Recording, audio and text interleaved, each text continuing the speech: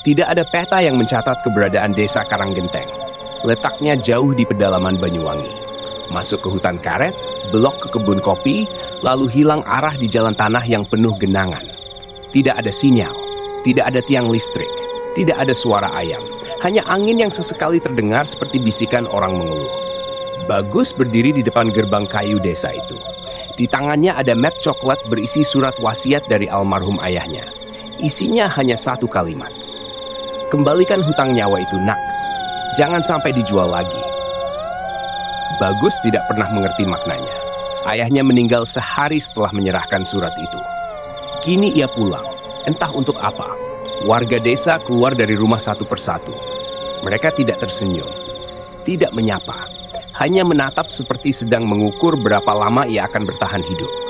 Di tengah desa berdiri pohon beringin besar. Akar-akarnya keluar dari tanah seperti tangan manusia yang sedang meremas sesuatu. Di bawahnya ada batu hitam besar berbentuk meja, penuh bekas goresan kuku. Warga menyebutnya Pakel Nyowo, tempat barter nyawa. Bagus menelan ludah, kakinya terasa berat. Tapi ia tidak mundur. Seorang perempuan tua berjalan mendekat, jalannya pelan. Sorot matanya tajam. Warga menyebutnya Mbah Sarinem. Usianya tidak jelas, kulitnya pucat. Bibirnya selalu bergerak seperti berdoa. Ia berhenti di depan Bagus. Kau datang mau mengembalikan, ucapnya lirih. Atau kau mau mengambil lagi? Bagus tidak menjawab. Hawa tiba-tiba berubah dingin. Angin berhenti. Suara serangga pun lenyap. Mbah Sarinem mendekatkan mulutnya ke telinga Bagus. Hutang nyawa keluargamu belum lunas, bisiknya. Sudah ada yang membayar harganya. Bagus terdiam, kepalanya kosong. Siapa yang membayar? Dan nyawa siapa yang jadi gantinya? Bagus akhirnya diantar ke rumah peninggalan keluarganya. Rumah kayu tua yang dindingnya sudah menghitam dimakan lumut. Tidak ada jendela, hanya lubang angin yang ditutup anyaman bambu. Pintu depannya tidak digembok, seolah memang menunggu ia datang. Begitu masuk, aroma anyir langsung menusuk hidung. Mirip bau darah basi. Bagus menahan napas.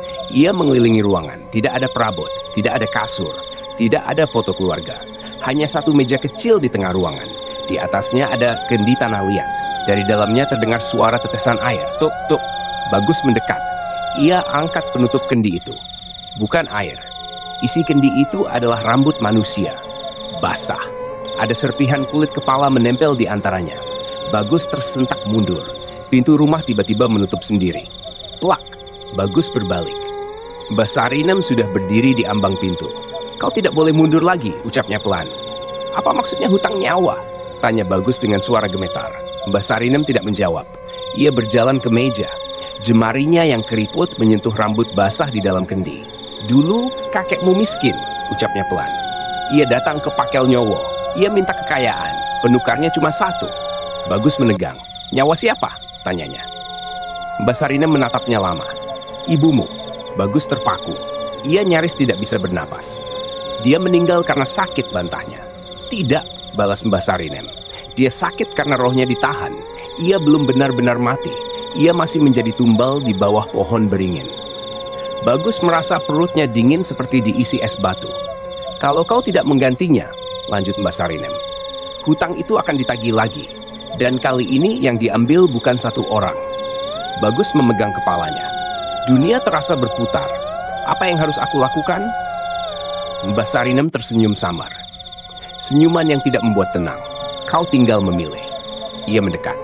Tangannya yang dingin menyentuh bahu Bagus. Mau membebaskan, ucapnya pelan, atau mau membayar? Bagus terdiam. Ia tidak siap memilih. Tapi malam akan segera tiba. Dan di desa Karanggenteng, malam bukan sekadar gelap. Malam adalah waktu menagih nyawa. Malam datang lebih cepat di desa Karanggenteng. Langit belum sepenuhnya hitam, tapi suara-suara aneh sudah terdengar dari arah kebun kopi. Kadang seperti jeritan perempuan, kadang seperti tawa anak kecil, kadang seperti suara napas yang sengaja didekatkan ke telinga. Bagus duduk di lantai rumah itu. Lampu minyak satu-satunya dibiarkan menyala di pojok ruangan. Cahayanya redup, lebih menyeramkan daripada gelap total. Mbah Sarinem duduk bersila di samping kendi berisi rambut. Pilih sekarang, ucapnya tenang. Kalau kau ingin membebaskan ibumu, kau harus mengembalikan apa yang dulu diambil. Bagus menggeleng. Aku tidak paham. Kau harus membawa kembali nyawa yang sudah ditukar, jelas Mbak Sarinem. Bukan nyawanya sendiri, tapi penggantinya. Bagus langsung berdiri. Aku tidak mau memperjualbelikan nyawa. Mbak Sarinem tertawa pelan. Itu bukan pilihan pertama, itu pilihan kedua. Bagus menatapnya bingung. Pilihan pertama, lanjutnya. Kau harus turun ke bawah pohon beringin dan membongkar sendiri tempat ibumu dikurung. Bagus mengernyit. Kurung? Di mana? Mbak Sarinem menatapnya lama. Sorot matanya perlahan berubah kosong. Di dalam tanah, ucapnya pelan. Beberapa saat kemudian, mereka berdiri di depan pohon beringin raksasa. Malam semakin gelap. Udara terasa lebih padat. Tanah di sekitar pohon itu mengeluarkan bau busuk seperti bangkai lama yang dipaksa bangun. Akar-akar pohon menjalar seperti ular. Ada yang bergerak pelan seolah sedang menunggu. Mbah Sarinem memberi skop kecil dari besi. Gali. Bagus menatap skop itu, tangannya gemetar. Kalau aku gali dan ibuku masih di situ, ucapnya pelan. Apa yang terjadi? Mbah Sarinem tidak menjawab. Bagus menarik napas panjang. Ia berlutut di depan akar terbesar, lalu mulai menggali. Skopnya menghantam tanah keras, suaranya bergema pendek, seperti memukul tulang. Shred, shred. Tanah semakin basah, aroma anyir semakin kuat. Shred, skopnya menghantam sesuatu. Bukan batu, bukan kayu, tapi lembek, seperti daging. Bagus berhenti. Ia menatap Mbak Sarinem. Teruskan, ucap perempuan tua itu dingin. Dengan tangan kosong, Bagus menyingkirkan tanah di sekitarnya. Lalu terlihat sesuatu berwarna putih keabu-abuan. Kulit, lengan manusia. Bagus tersentak mundur. Jantungnya hampir pecah. Lengan itu bergerak pelan. Jemarinya naik ke atas, seolah mencari udara. Bagus pucat. Ia merasa ingin lari, tapi suara lirih tiba-tiba terdengar dari dalam tanah. Bagus, suara perempuan lemah, tapi jelas. Bagus, tulung. Bagus membeku. Itu suara yang sudah lama hilang dari ingatannya. Suara ibunya. Air mata langsung keluar tanpa bisa ditahan. Ia meraih lengan itu. Ibu. Jemari pucat itu meremas tangannya. Gawat metu. Bagus tidak berpikir lagi. Ia menggali dengan tangan. Tanah dan darah bercampur. Urat-uratnya menegang. Tapi baru setengah tubuh ibunya terlihat, akar-akar pohon tiba-tiba bergerak cepat. Melingkar ke lengannya, ke pinggangnya, ke lehernya, mencengkeram, menarik. Bagus berteriak panik. Mbah Sarinem hanya berdiri diam. Wajahnya tenang, seperti sudah tahu apa yang akan terjadi. Dan pohon beringin itu mulai menelan mereka berdua. Akar-akar itu membelit tubuh Bagus dan ibunya seperti ular kelaparan. Gerakannya cepat, tapi dingin. Tidak beringas, justru seperti tangan manusia yang sudah tahu posisi Sandy dan tahu cara menarik tulang tanpa mematahkannya. Ibu, jerit Bagus. Pegangan, aku tarik. Tapi ibunya justru melepas genggaman. Wis, ucap suara lirih itu. Ojok melu. Bagus menggeleng kuat. Tidak, aku akan bantu ibu keluar. Akar melilit lehernya semakin erat. Nafasnya sesak. Pandangannya mulai gelap. Namun sebelum semuanya benar-benar hitam, suara Mbah Sarinem terdengar. Cukup. Akar-akar itu berhenti bergerak. Seperti ada yang menekan tombol jeda. Bagus jatuh tersungkur ke tanah. Ia terengah-engah. Lehernya terasa panas dan perih. Ibu Bagus masih setengah terkubur. Matanya terbuka tapi tidak lagi bergerak. Wajahnya dingin seperti patung. Kenapa kau hentikan? Teriak Bagus ke Mbah Sarinem. Perempuan tua itu melangkah mendekat. Karena kau belum memilih. Bagus mengepalkan tangan. Aku sudah memilih. Aku ingin bebaskan ibu. Kalau begitu, ucap Mbah Sarinem tenang, kau harus menggantikannya. Bagus terpaku. Kau harus masuk ke tempatnya, lanjutnya. Dia keluar. Kau yang masuk.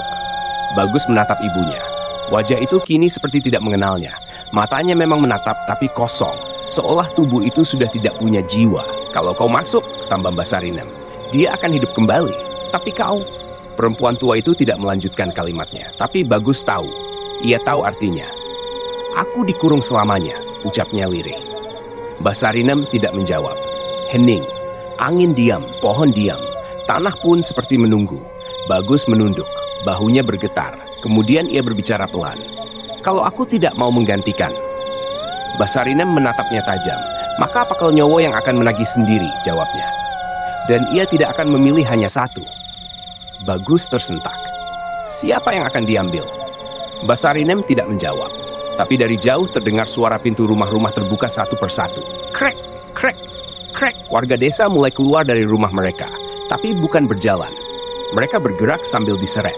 Badan mereka miring, seperti dijinjing oleh sesuatu yang tidak terlihat. Mulut mereka semua mengatakan hal yang sama. Wis ono sing bayar, Regon, wis dicokot. Bagus merinding. Ia mundur beberapa langkah. Mbak Sarina mendekat lagi. Ayo, putuskan. Suara lirih terdengar dari tanah. Bagus. Suara ibunya lagi, lemah tapi jelas. Cepet pilih. Bagus berdiri, nafasnya berat, matanya merah, tangannya mengepal. Dan untuk pertama kalinya ia tahu apa itu rasa takut yang sebenarnya.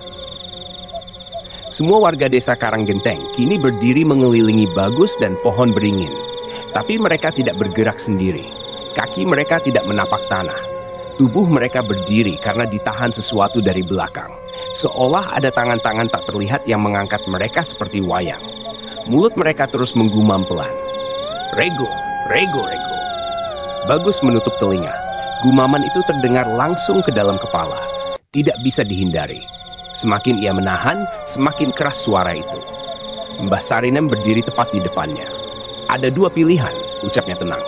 Pertama, kau masuk menggantikan ibumu. Bagus menggeleng pelan. Kedua, lanjutnya.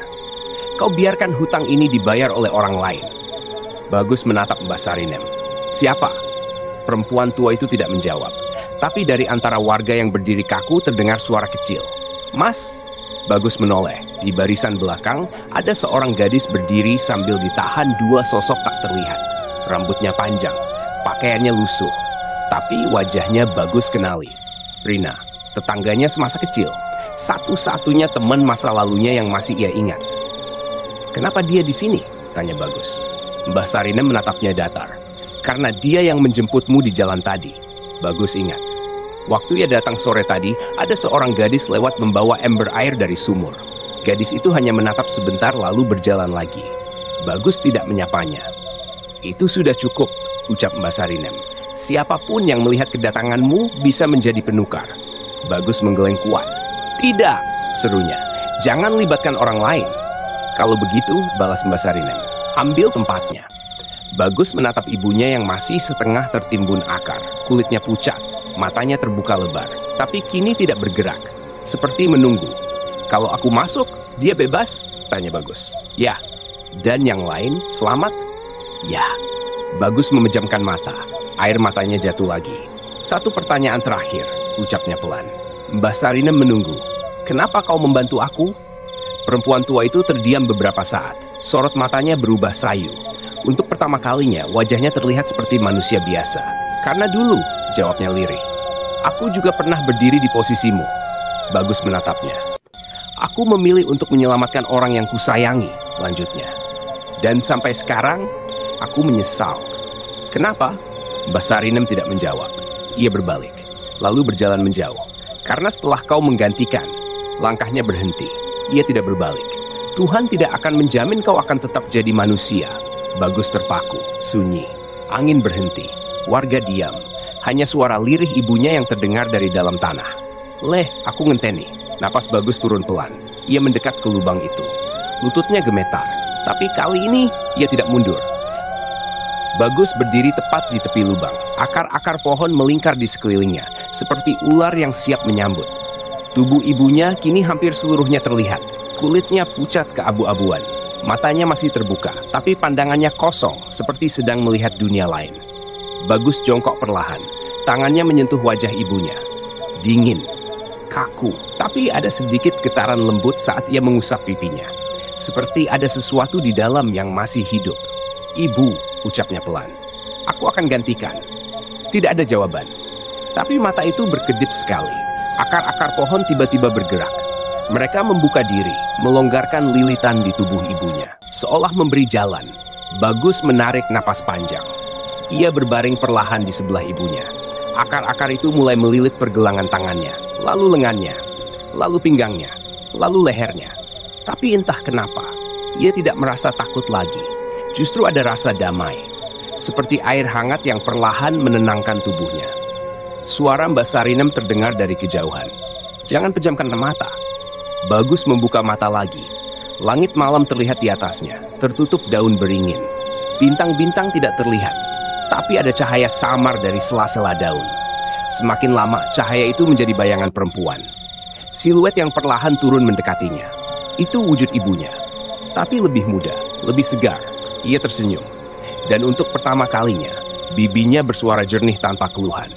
"Terima kasih." Bagus tersenyum. Tapi belum sempat ia menjawab.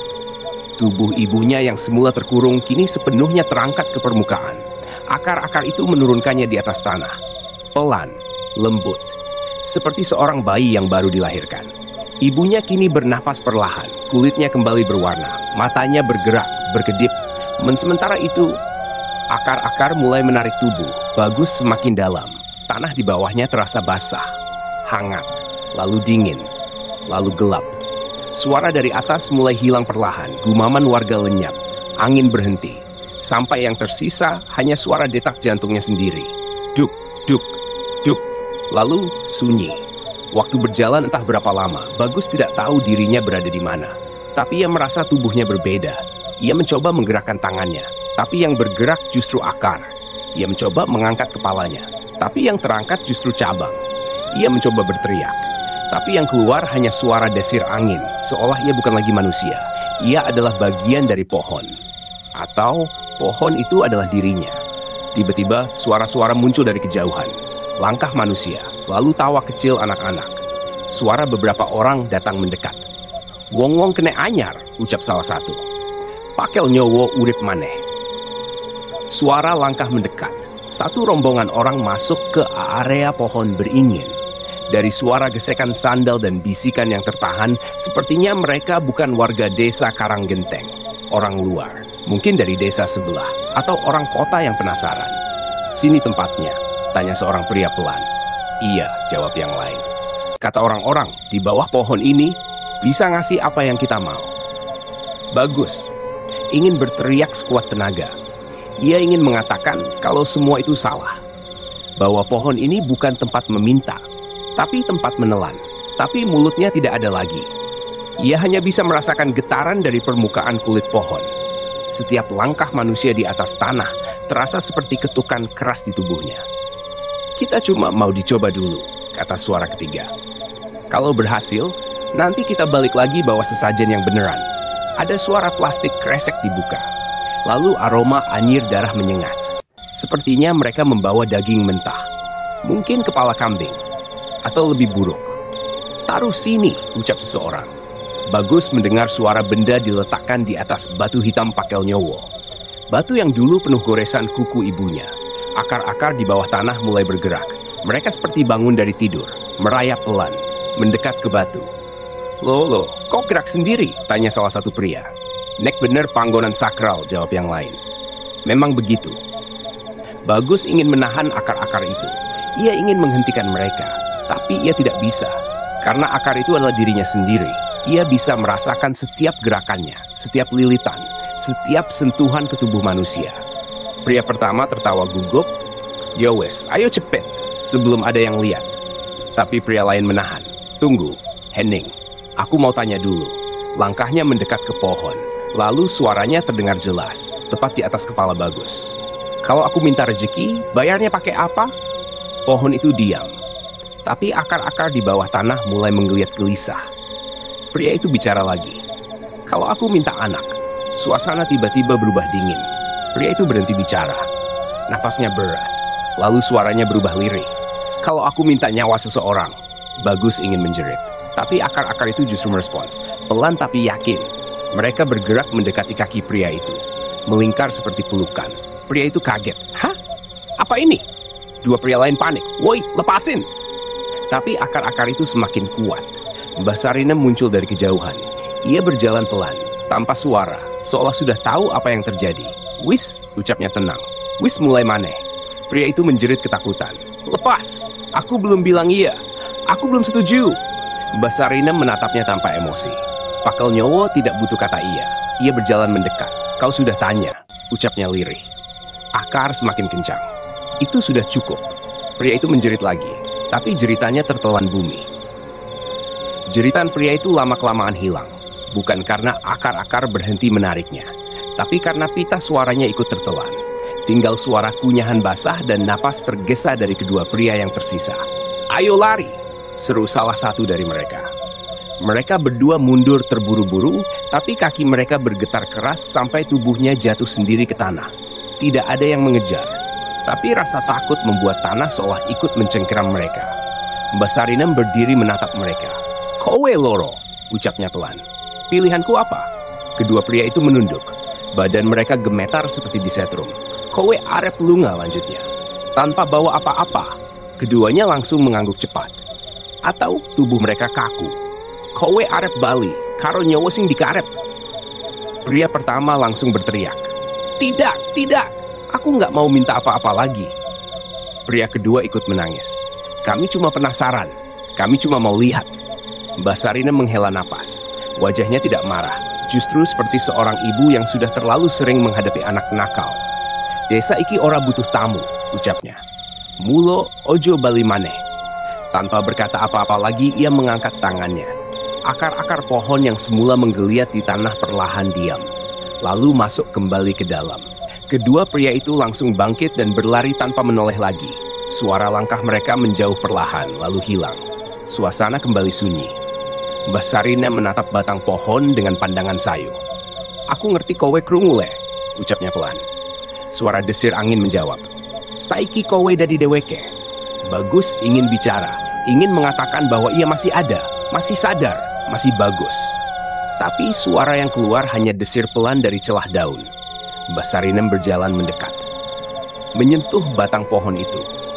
"Mugo kowe luwih kuat tinimbang aku," bisiknya.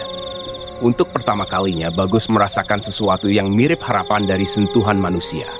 Hangat, tenang, menerima. Tapi harapan itu hanya sebentar. Karena dari arah jalan masuk desa, terdengar suara kendaraan berhenti. Lalu suara perempuan muda memanggil. "Mas Bagus." Bagus mengenali suara itu. Rina. Ia kembali. Tanpa sadar, akar-akar di bawah tanah mulai bergerak sendiri. Refleks. Bukan karena ia ingin, tapi karena pohon itu lapar lagi. Tidangan. Bagus mencoba menahan, tapi ia tidak punya tangan, tidak punya kaki, tidak punya suara. Yang ia punya hanya dorongan liar dari dalam tubuh barunya. Akar-akar itu mendekat ke arah suara Rina. Rina berjalan pelan masuk ke area pohon. Nafasnya terburu-buru, seperti habis lari. "Mas, aku," suaranya gemetar. "Aku merasa Mas belum pergi." Bagus berusaha keras menggerakkan akar menjauh. Tapi semakin ia menahan, semakin kuat dorongan itu. Seolah pohon itu tidak peduli, sedangkan Rina hanya dilihat sebagai bayaran baru. Akar pertama menyentuh kakinya. Rina tersentak. "Apa ini?" Bagus berteriak. Tapi suara itu hanya terdengar dalam batinnya sendiri. Dan ia tahu, sejak saat itu, ia bukan lagi manusia yang bisa memilih.